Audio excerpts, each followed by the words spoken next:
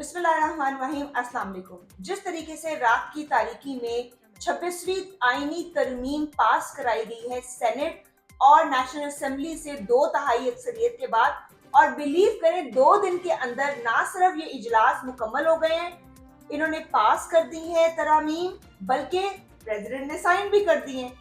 Doctor Farooq हसनात, आप मुझे ये बताएं, आपकी क्या राय है, इतनी इमरजेंसी क्या पड़ी थी हुकूमत को? देखो, आपने जो बात की इमरजेंसी की, इसी हवाले से मैं बात करूंगा।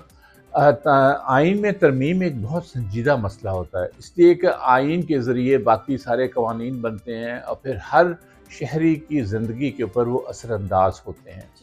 इससे पहले अगर आप मिसाल लीजिए, जो 18वीं तरमीम थी, 18वीं तरमीम में इन्होंने कंसेंसस पैदा किया था तमाम 2019 में, और उसमें उन्होंने तमाम सियासी जमातों को साथ मिलाया था और उसको 1 साल और क्योंकि 1.25 साल उसको लगा था तरमीम का मसवदा तैयार होने में, फिर वो कहीं जाके वो हुई थी। इसी तरह बाकी तरमीमें जो इस किस्म की हैं कॉम्प्रिहेंसिव, वो इस तरह नहीं झटपट में नहीं होती, उनकी एक एक क्लॉज के ऊपर। लेकिन मैं बताऊं जी, सारा बात ही बेईमानी पे है।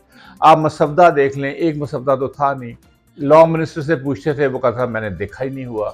उसके ऊपर ये मसवदे तब्दील होते रहे और जो फाइनल मसवदा आया वो बिल्कुल मुख्तलिफ था।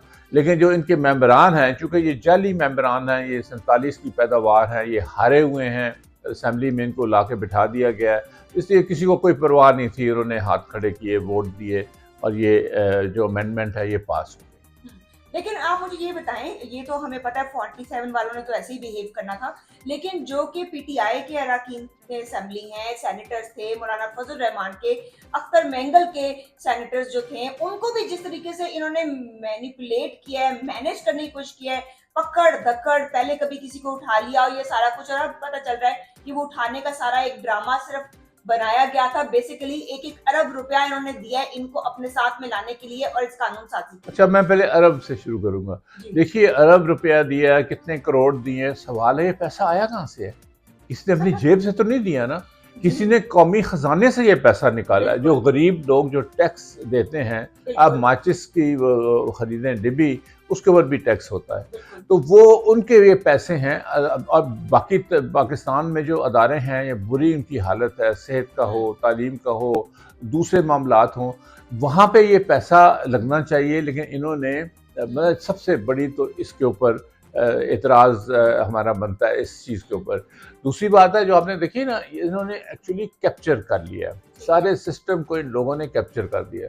काम तो इनका है मुल्क की सरहदों की हिफाजत करना, लेकिन इन्होंने आके माशरे में हर अदारे को, हर जो शोबा है उसको इन्होंने अपने बूटों के तले दबा दिया हुआ है और उसको वो तबाह कर रहे हैं।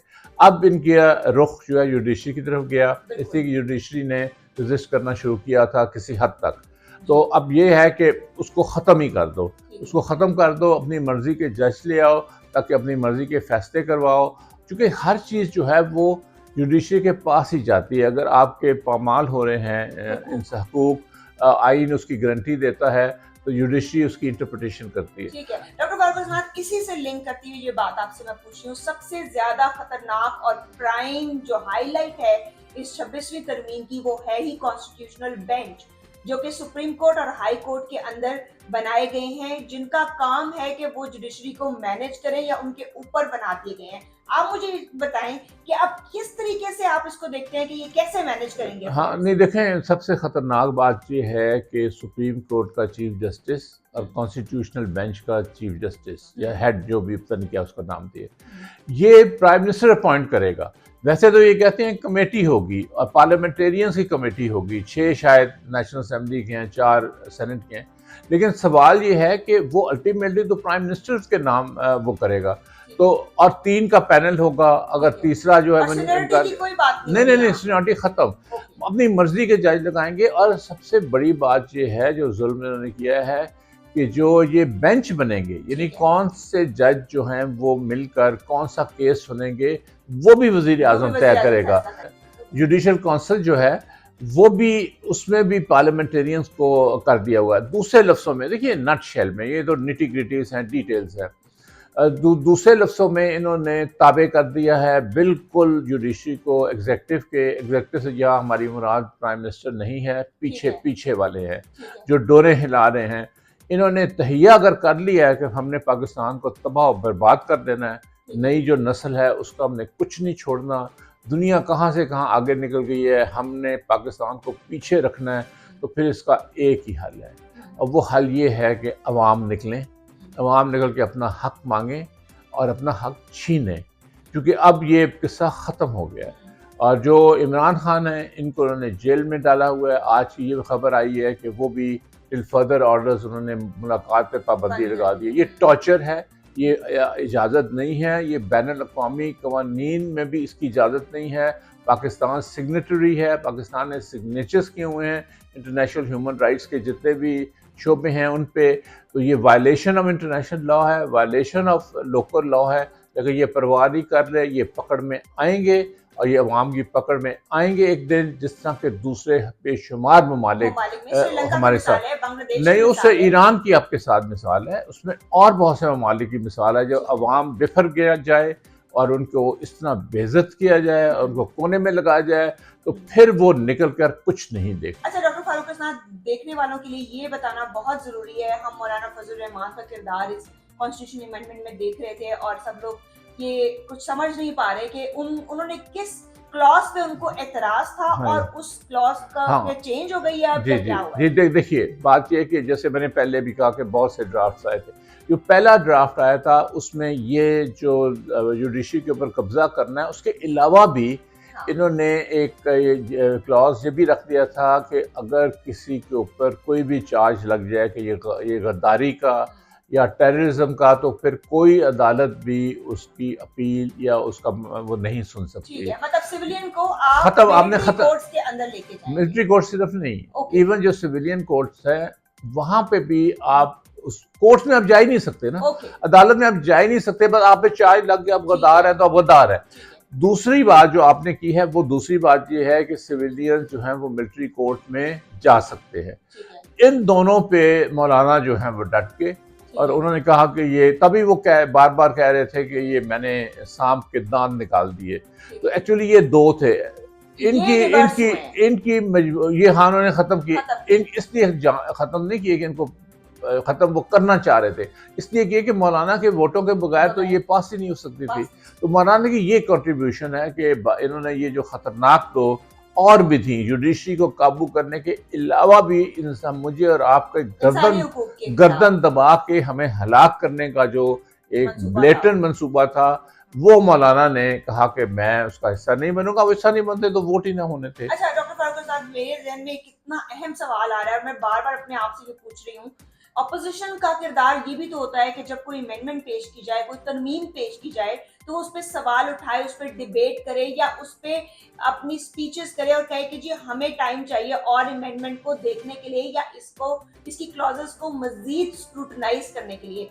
ये रद्द अमल क्या ठीक है पीटीआई की तरफ से कि वो वहां पर आए ही नहीं इजलास में और उन्होंने वहां पर बात ही नहीं की, and they were not a part of this whole process. इसकी बजाय आपको नहीं लगता उनको पार्लियामेंट में आना चाहिए था, सेनेट में भी आना चाहिए था, नेशनल असेंबली में भी अपना जो रजिस्टर कराना चाहिए था एहतजाज? देखिए, उन्होंने पहले कह दिया था, एक स्टैंड लिया था, उन्होंने ये स्टैंड लिया था कि हम इस 40 असेंबली को और सेनेट को हम लेजिटिमेसी नहीं देंगे, क्योंकि अगर अब उसका हिस्सा हम बन गए तो इसका मतलब है कि हमने उनको एक्सेप्ट कर लिया कि एक लेजिटिमेट असेंबली। ये बोगस अब बाहर नहीं कोई भी बाहर नहीं हुआ। जो पार्लियामेंट्री कमेटी बनाई गई थी उसमें बाकायदा पीटीआई ने हिस्सा लिया था उसमें, लेकिन वो उसका वो बने नहीं थे जो उसकी फाइंडिंग्स थी या उसकी एंड में रिकमेंडेशन के हिस्सा उन्होंने ज़रूर लिया था। और फिर बार बार देखिए ना, आप बार बार मौलाना के साथ गुफ्तगू हो रही थी, अब मौलाना और अपने मौलाना और नहीं पीटीआई की नहीं, इसके साथ तो नहीं हो रही थी ना, मौलाना के साथ। हाँ वो अलग बात है, पीटीआई की हो रही थी और वो अपने ड्राफ्ट जो है एक्सचेंज कर रहे थे और इसके ऊपर आ गए। लेकिन फिर पीटीआई ने कहा कि हम इसका हिस्सा नहीं बनेंगे, क्योंकि अगर हम पूरे प्रोसेस का हिस्सा बने तो हम फिर लेजिटिमेसी। देखिए, होता ये है कि कॉन्स्टिट्यूशन अमेंडमेंट में एक एक क्लॉज के ऊपर अलग वोटिंग होती है, वो तो उन्होंने कराई, लेकिन उसमें पीटीआई ने वोटिंग में हिस्सा नहीं लिया। उन्होंने सिर्फ एक पॉलिसी स्पीच की और उनके एक मेंबर ने उसमें सेनेट में और 2 ने नेशनल असेंबली में, जिसमें उन्होंने इसको रद्द किया, इस सारे अमेंडमेंट को, उन्होंने कहा हम इसका हिस्सा नहीं। ठीक है, एक आखिरी सवाल है। कॉन्स्टिट्यूशनल बेंच जो है, लोग ये समझ रहे हैं कि सिर्फ आईनी मामलात उसके अंदर जाएंगे। आप और मैं, जिस तरह भी कोई हमारे खिलाफ को मुकदमा होता है या हम किसी के खिलाफ को मुकदमा दायर करते हैं, उसके लिए हमें कॉन्स्टिट्यूशन कोर्ट में नहीं जाना। आप इस मिसपरसेप्शन या परसेप्शन, इसको कैसे क्लैरिफाई नहीं, करेंगे? देखिए ना, वो ऑलरेडी सुप्रीम कोर्ट तो मौजूद है, हाई कोर्ट, ठीक ये है, तो अलग इजाफी इन्होंने बेंच बनाया है। ठीक है। और ये बेंच बनाया, कॉन्स्टिट्यूशनल बेंच बनाया कि जो कॉन्स्टिट्यूशनल मामलात होंगे तो वो हर उसमें मामला जगह, कॉन्स्टिट्यूशनल ही हाँ हाँ मामला बिल्कुल। होता है। अब ये बहुत मुश्किल हो जाएगा कि कौन सा मामला कॉन्स्टिट्यूशनल है, कौन सा नहीं इसका है। मतलब जिसको इन्होंने मैनेज करना होगा, इसको ये कॉन्स्टिट्यूशनल कह के मैनेज कर पाएंगे। जो इनको इफेक्ट नहीं करता होगा, उसको ये कह देंगे कि ये दूसरी देखिए, कोई आपके है। जो ह्यूमन राइट्स के और जो सियासी मामलात हैं, जो इंसानी हकूक के मामलात हैं, वो तो सारे कॉन्स्टिट्यूशनल है। इवन टैक्स का मामला हाँ। है, इवन अगर किसी को उठा लिया जाता है, कोई गायब हो जाता है बंदा, उसका नहीं, किसी वो को तो हमसे भेजा नहीं रखा रहता है। कॉन्स्टिट्यूशनल है। वो तो जब Constitutional। आपके सिविल मुकदमात होते हैं, जिसमें कंपनीज के झगड़े हैं या आपस में लोगों के जायदाद के हाँ। झगड़े हैं, लेकिन वो देखिए, वो तो चलता रहता है, वो बात नहीं है। बात ये है आपके इंसानी हकूक की, उसके लिए इन्होंने कॉन्स्टिट्यूशनल मैनेज्ड, अच्छा। ये मैनेज्ड बेंच है, Managed bench। Manage supreme court है। इसमें ये जिस तरह मर्जी है अपने फैसले मर्जी से करोगे। यानी दूसरे लफ्ज़ों में अगर आप इसको डिस्क्राइब करें, जो हुआ है वो ये है कि जुडिशरी को उन्होंने ख़त्म कर दिया। अब देखिए ना, अब हर मुल्क में, और डाइकोटमी का जो प्रिंसिपल था, बैलेंस ऑफ पावर, बैलेंस का जो प्रिंसिपल था बिटवीन डिफरेंट जो अदारे हैं, एग्जेक्टिव, जुडिशरी और लेजिस्लेचर, वो उन्होंने ख़त्म कर दिया। वो उन्होंने उसको, और आइन को इंटरप्रिटेशन अगर नहीं हो सकती और जुडिशरी जो है वो ख़त्म हो जाती है, तो फिर आप माशरे को और ना मुल्क को चला सकते। ठीक है, क्या आपको लगता है इसका सबसे पहला जो शिकार हैं वो बानी पीटीआई ही होंगे, क्योंकि उनको ऑलरेडी कस्टडी में रखा हुआ है और उनकी मुलाकातों पे पाबंदी है बड़े अरसे से, और बहुत सारी चीजें गर्दिश कर रही हैं कि जिस बुरे हालात में रखा हुआ है उसका भी कोई ना कोई आगे जाके कोई रिजल्ट लेकिन बुरे हालात में उसको मुझे समझ नहीं आती पीटीआई वाले ये लफ्ज़ क्यों नहीं इस्तेमाल करते। टॉर्चर है, अजियत है, और ये बैनुल अक़वामी कवानीन में इसको मना किया गया, पाकिस्तान के कवानीन में भी। तो ये जो टॉर्चर का लफ्ज़, इनको देखो ना, कई बार लफ्ज़ भी मैटर करते हैं, वो आप एक मीनिंग कन्वे करते हैं। अगर आप टॉर्चर का लफ्ज़ नहीं इस्तेमाल कर रहे हो, सिर्फ कह रहे हैं कि 5 दिन के लिए बिजली बंद कर दी, उनको खाना नाकिस दिया जा रहा है, वर्जिश नहीं करने दी जा रही, उनको बंद किया हुआ है, तो आप क्या कर रहे हैं? आप तो फिर इर्द गिर्द घूम रहे हैं। आपको कहना चाहिए कि उनको टॉर्चर किया जा रहा है। टॉर्चर जरूरी नहीं होता कि फिजिकली किसी को मारो। आप अगर किसी की बिजली बंद कर देते हैं, इसका मतलब है कि जब सूरज गरूब होता है तो वो तो एक अंधेरे में चला गया ना, तो ये टॉर्चर नहीं है तो और क्या है? ये फिजिकल टॉर्चर भी है। आप नाकिस खाना देते हैं, वो बीमार हो गया तो फिजिकल टॉर्चर है। तो ये टॉर्चर हो रहा है, और ये टॉर्चर जो है, ये इसको हाईलाइट करना चाहिए, इसको बताना चाहिए। और बिल्कुल, लेकिन वो इसीलिए तो इनको तकलीफ़ है कि इमरान खान इनकी हर किस्म की बदमाशी, हर किस्म की ये जो जराइम पेशा माफियाज हैं ऊपर से नीचे तक, इनकी वो बात नहीं मान रहा, इनके आगे वो खड़ा हो गया, और ये उसको अपने ताबे और नीचे लाना चाहते हैं। और इनको अब जुडिशरी एक मिल गई है, तक एक वो रास्ता रह गया था, शायद उससे रिलीफ मिल जाती, वो भी खत्म कर दिया। हाँ, बिल्कुल, जो 6 जजेस ने खत लिखा था, और उसके बाद कुछ 1-2 हाई कोर्ट लाहौर वालों ने भी कहा था, सुप्रीम कोर्ट वालों ने भी कुछ फैसले दिए थे। तो इससे ये घबरा गए कि ये तो पाकिस्तान एक सिविलाइज्ड मुल्क बनने जा रहा है, जो हमने नहीं बनने देना। अच्छा, अब एक और आखिरी सवाल, कोई भी ऐसी अमेंडमेंट जो कि कॉन्स्टिट्यूशन की स्पिरिट से खिलाफ हो, उसको चैलेंज किया जाता है सुप्रीम कोर्ट के अंदर, आपको क्या लगता है कि इसको भी चैलेंज किया जा सकता है? हाँ, बहुत अच्छा सवाल, आपने बहुत अच्छा पॉइंट बताया। देखिए, जो आइन होता है, वो आइन बनाने वाले किसी चीज़ को सामने रख के बनाते हैं, उनका कोई मकसद होता है, उनकी कोई इंटेंशन होती है, जो अंग्रेजी में कहते हैं। अमेरिका का जो सुप्रीम कोर्ट है, जो हिंदुस्तान का सुप्रीम कोर्ट है, इवन पाकिस्तान का, इन्होंने फैसले दिए हुए हैं।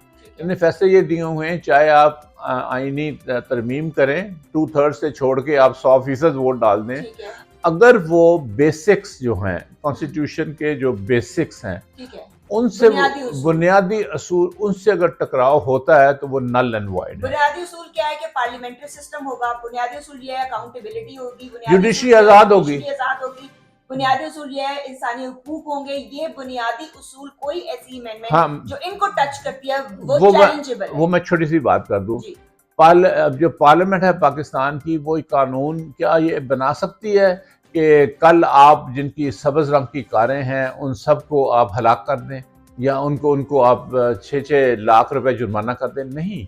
इसका मतलब है इसलिए कि वो आपके जो बेसिक्स हैं, जो उसके बेसिक खिलाफ राइट्स हैं, उससे वो टकराता है। तो बिल्कुल ठीक चाहे 100 के 100% मेंबर्स उसमें वोट डाल दें, ये तो 2/3 है ना, ठीक चाहे है सारे डाल दें, ठीक लेकिन चूंकि वो टकराता है तो वो अदालतें जो हैं सुप्रीम कोर्ट उसको नल एंड वॉइड करा देगी। लेकिन सवाल ये है, देखिए मैं आखिर में छोटी सी बात है इंटरप्रिटेशन की। सुप्रीम कोर्ट के जजेस का काम है इंटरप्रिटेशन, ठीक है लेकिन आपने जब अपने ताबे और गुलाम जज वहां पे आप लगाएंगे पिक एंड चूज, वो तो फिर कहेंगे नहीं जी ठीक है, ये भी ठीक है, ये कानून ठीक है, क्योंकि इंटरप्रिटेशन तो उन्होंने करनी है। ठीक है आप अपील करेंगे, वही जजेस के पास जाएगा। इसलिए ये गंभीर मामला है, बड़ा खतरनाक मामला है। इसका एक हल है, कि लोग निकलें बाहर, लोग उठा के इस सिस्टम को लोगों को इतना बाहर मारें। मारा है, इतना हम डराया है, मारते ही इतना हैं, खौफ क्रिएट किया पहले है। भी दुनिया में, ईरान में मारा था इन्होंने लोगों को, श्रीलंका में मारा था, इनको टेररिस्ट करार दे दिया था, बांग्लादेश में भी ऐसे बांग्लादेश हुआ में भी मारा था। वो बात नहीं हम मारने, जितना ये मारेंगे उतना इनके है। खिलाफ। Resentment बढ़ेगी। और एक ट्रिगर होता है, देखिए आपका ट्रिगर कहीं से भी आ सकता ठीक है। है। अब ये जो स्कूल का वाकया हुआ था पंजाब कॉलेज का, वो ट्रिगर ही था ना। ठीक है तो इसी तरह का कोई ट्रिगर 1-2 हो गए और फिर बात बढ़ गई और वो चलती गई, तो फिर इनके साथ टकराव होगा और ये कायम नहीं रह सकता। Thank you so much doctor Farooq उस्ताद। हमने अपने स्टूडेंट्स के लिए भी और हमारी एकेडमिक कम्युनिटी के लिए भी ये बहुत एक डिटेल किस्म की बहस की है, और आज मैं भी बहुत ज़्यादा अपसेट हूँ इस बात से, और आपका जो लहजा है वो भी इस पे बहुत तशवीश का इजहार कर रहे हैं। अब लेट्स सी अब आगे आने वाले दिनों में क्या होता है।